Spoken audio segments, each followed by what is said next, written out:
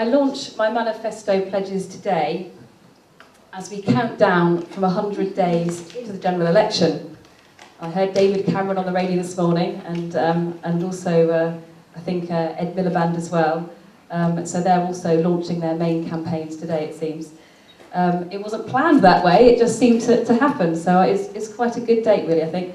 And I launched my parliamentary campaign 7 months ago, and I know that some of you in the audience were there for that as well at Exmouth. And I said on that day that I would spend the next 6 months listening to people's views before drawing up my manifesto. And that's what I did, and the time has now come. And you have probably already picked up a leaflet, well hopefully you have when you came in the door, so you'll be able to see what my pledges are. But if I can just go through them, well, certainly through the edited highlights anyway. Thanks to you, we've been able to leaflet the entire constituency once already. That's 40,000 leaflets in 62 boxes.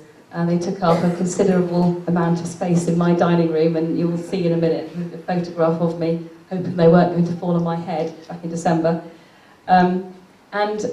We are just about to do it again, so thank you in advance for delivering the leaflets for a second time. Well, it's the next leaflet for the first time. And since June, I made it my business to find out what East Devon people are most concerned about, want to change or want action on. I visited hundreds of town centre traders in Topsham, Ottery, Exmouth, Budleigh, Salterton and Sidmouth.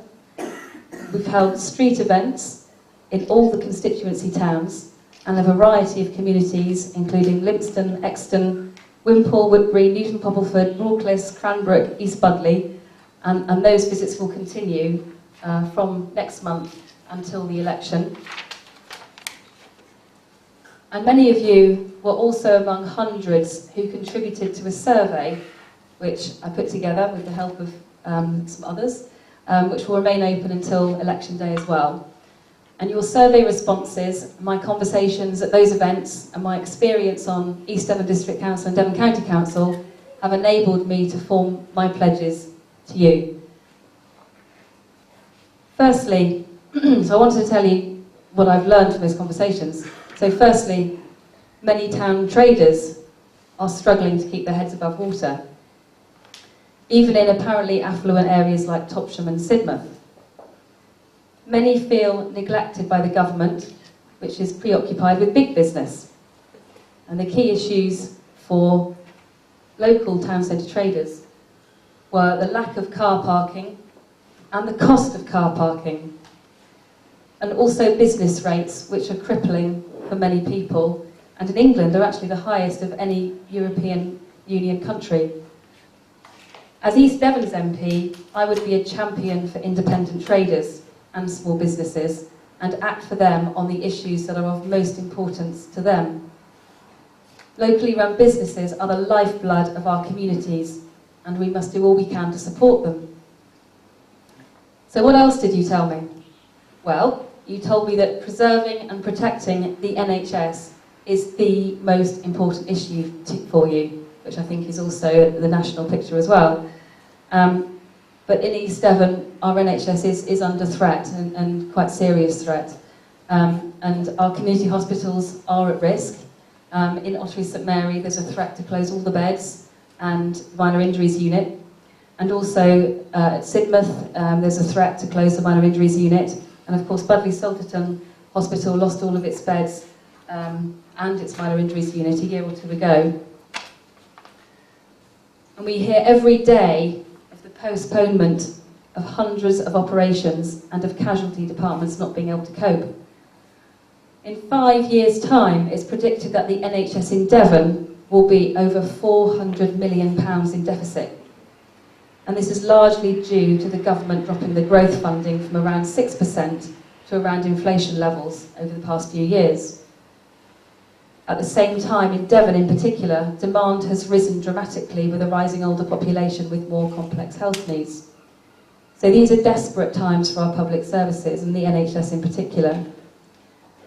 As East Devon's MP, I would fight really hard to protect local health services and argue for more funding in this area, which has also historically been underfunded by central government for a long time compared with other areas of the country.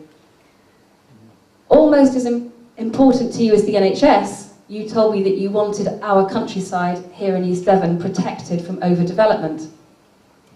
And of course, with the introduction of the Pro-Development National Planning Policy Framework and East Devon District Council's inability to agree a local plan, we are at high risk of speculative and large-scale development.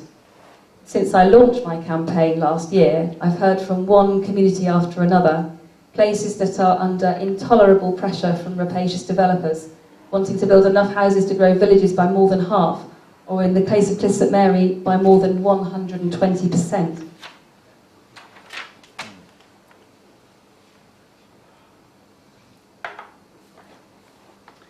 That quite simply cannot continue.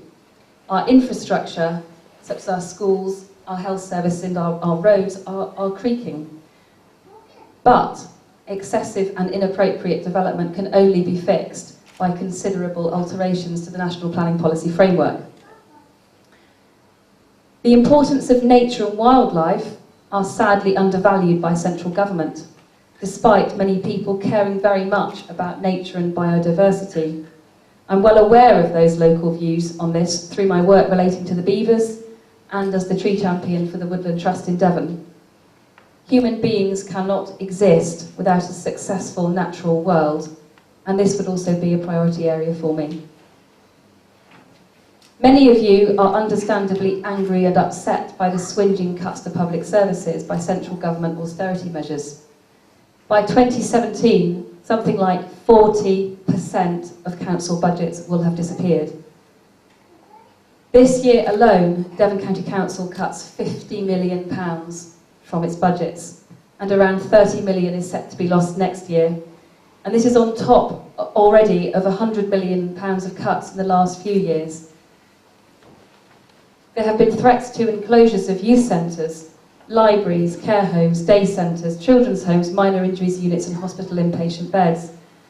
The numbers of people using food banks, even in East Devon, has shot through the roof.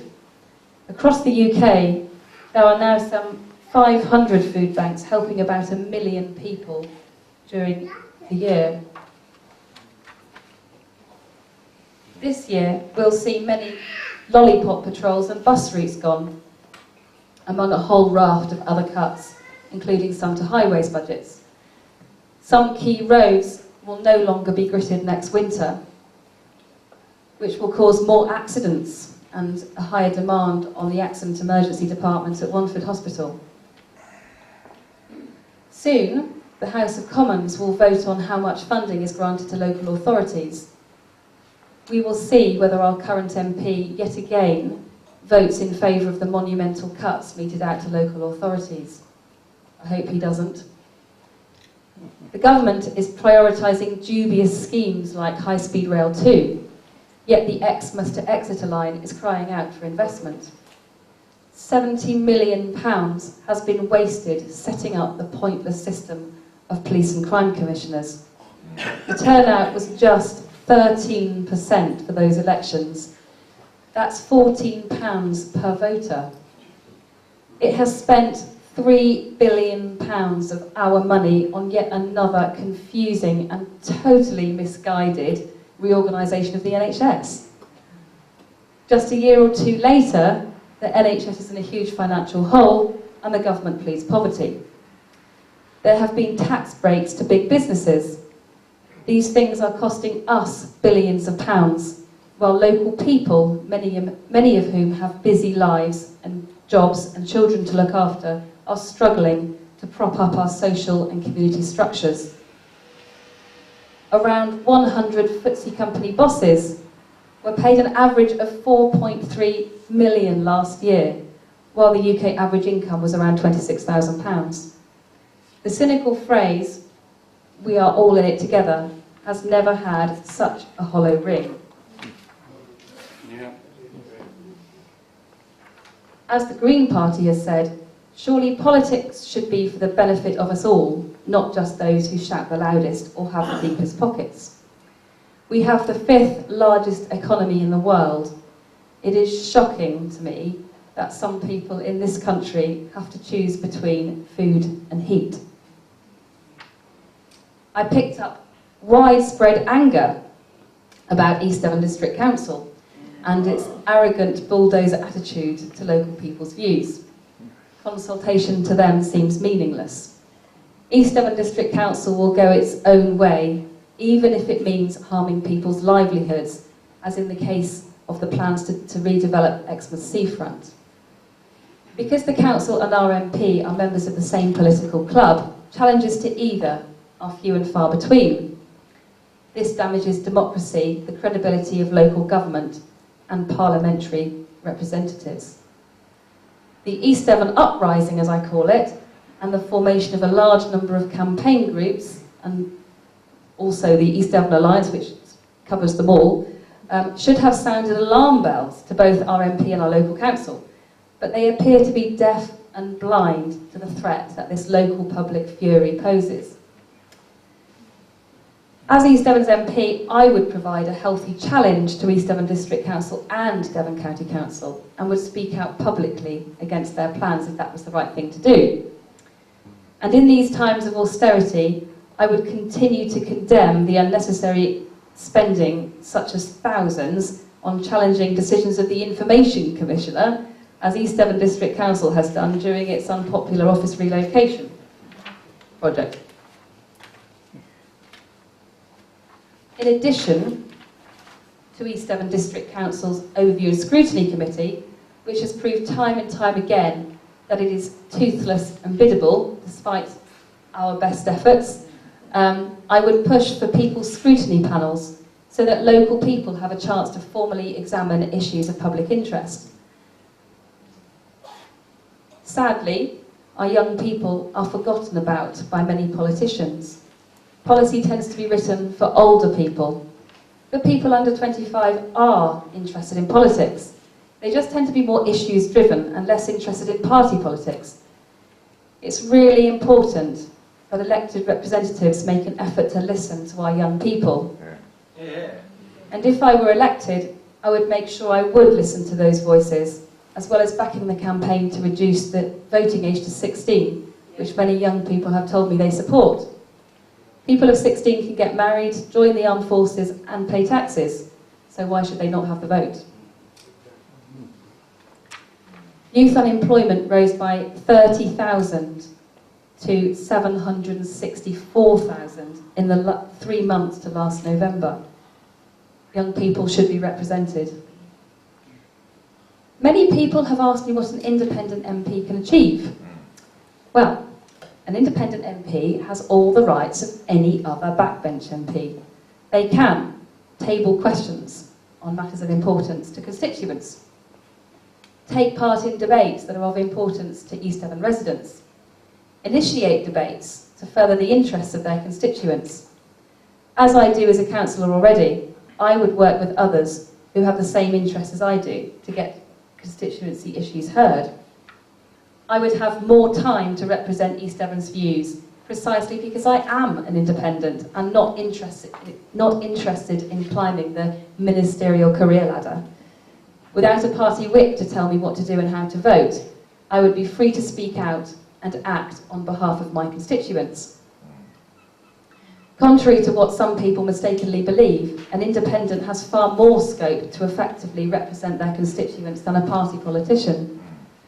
I would never have to choose between my conscience and a party line. In a phrase, I would be free to speak and free to act.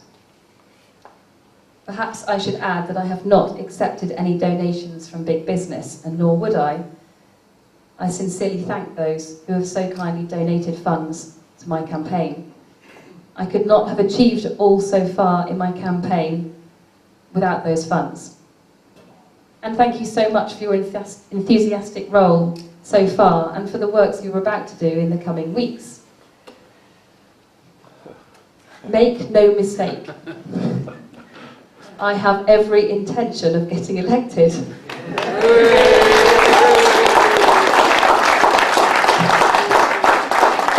I am very determined, and from the way Mr. Swire has reacted to my campaign, he knows I'm a threat. Even Ladbrokes have cut their odds on me winning from 66 to 1 to 12 to 1. And hopefully the odds will reduce further in the coming weeks. And today, I'm actually wearing the Westminster dress. That's not a joke. That's what it's called. That's why I bought it.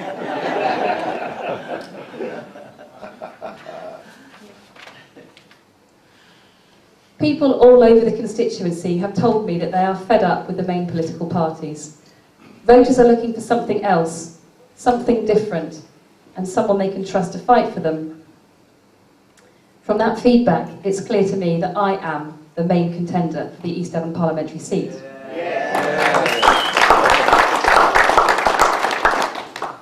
My manifesto is unique.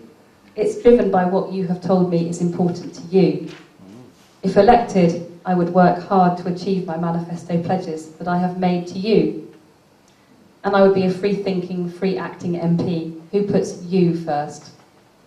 Thank you very much.